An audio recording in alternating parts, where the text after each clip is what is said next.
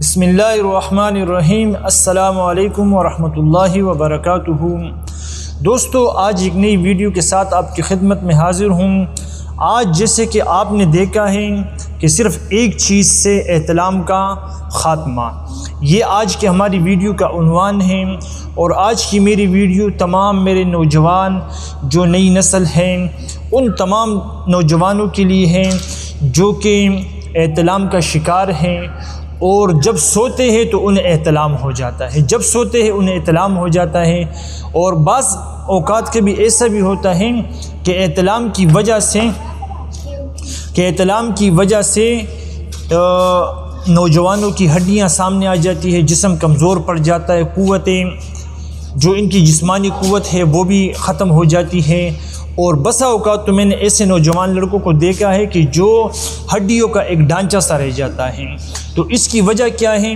سب سے پہلی وجہ اس کی یہ ہے کہ ایسے بندوں کی معدے کی یعنی تیزابیت ہوتی ہے، اور کچھ نوجوان ایسے ہوتے ہیں کہ جو گرم چیزیں کھاتے ہیں تو اس کی وجہ سے معدہ صحیح طریقے سے غذا کو ہضم نہیں کر پاتا ہے۔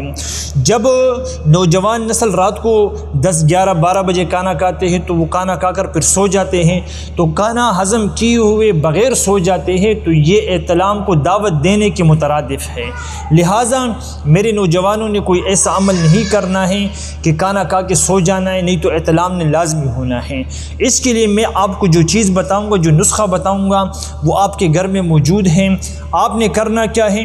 خشک دھنیا، جس کو کشنیز بھی کہتے ہیں، خشک دھنیا جو کہ بالکل ہی سستی چیز ہے اور آپ کے گھر میں بھی یہ موجود ہوگی، نہیں تو آپ کسی بھی دکان سے اس کو لے سکتے ہیں۔ خشک دھنیا لے کر کے ایک بات یاد رہیں کہ بعض دوست یہ پوچھتے ہیں کہ خشک دھنیا سے بندہ نامرد ہو جاتا ہے۔ آپ اس چکر میں نہ پڑیں کہ نامرد ہو جاتے۔ ابھی آپ کو جو میں نسخہ بتا رہا ہوں اس سے آپ کا مسئلہ حل ہوگا۔ نامرد خشک دھنیا سے کوئی نہیں ہوتا، یہ غلط بات ہے اگر مزاج کے موافق اس کو استعمال کیا جائے۔ اور تقریباً جو نئی نسل ہے ان کے مزاج میں گرمی، خشکی، تیزابیت پایا جاتا ہے، اس کے لیے دھنیا انتہائی مفید اور فائدہ مند ہے۔ ٹھیک ہے، آپ نے خشک دھنیا لینا ہے تقریباً 100 گرام لے کر کے آپ نے اس کو پاؤڈر بنانا ہے، پیسنا ہے۔ اگر آپ کا دل چاہے تو آپ اسی خشک دھنیے میں 100 گرام چینی بھی ملا سکتے ہیں، اس کا ذائقہ اچھا ہو جائے گا، جس سے آپ کے ہضمہ بھی اچھا ہو جائے گا۔ تو آپ نے کیا کرنا ہے کہ صبح شام 1 چمچ کھانے کے بعد چائے والا پانی کے ساتھ لینا ہے۔ سموسے، پکوڑے، گرم جتنی اشیاء ہیں، سرخ مرچ اور اسی کے ساتھ ساتھ مچھلی وغیرہ، ان چیزوں سے آپ نے پرہیز کرنا ہے۔ آپ اس نسخے کو انشاءاللہ استعمال کریں گے اور آپ کو اس کے فوائد جب ملیں گے تو آپ انشاءاللہ مجھے ضرور دعائیں دیں گے۔ نسخہ اچھا لگا ہو تو مجھے اپنی دعاؤں میں یاد کیجئے اور ویڈیو کو لائک اور شیئر کریں۔ السلام علیکم ورحمۃ اللہ وبرکاتہ۔